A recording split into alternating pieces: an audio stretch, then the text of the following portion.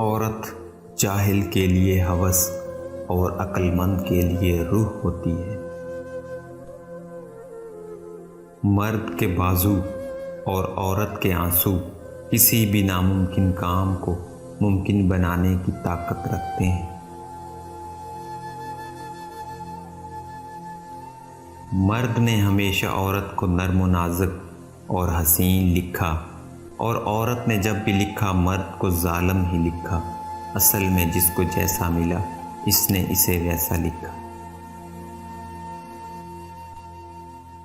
وفادار مرد کا ساتھ ہو تو پھر دنیا کی کوئی طاقت عورت کو نہیں رلا سکتی۔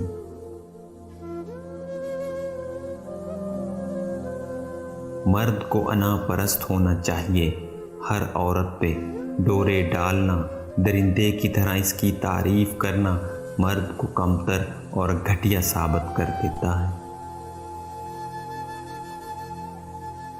عشق اور نفرت میں عورت کو مرد کبھی نہیں ہرا سکتا۔ جس طرح عورت عشق کرتی ہے مرد کبھی نہیں کر سکتا،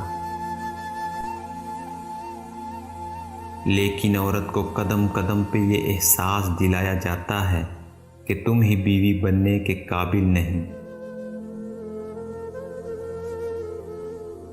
تکلیف کی انتہا تب ہوتی ہے جب آپ اس انسان کے لیے کچھ نہ رہیں جس کے لیے آپ سب کچھ رہے ہوں۔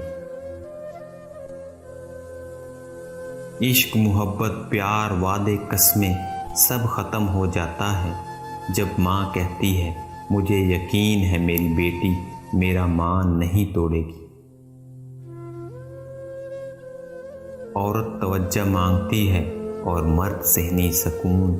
جہاں بھی ان دونوں کو یہ دو چیزیں مل گئیں وہ دونوں وہیں کے ہو کر رہ جائیں گے۔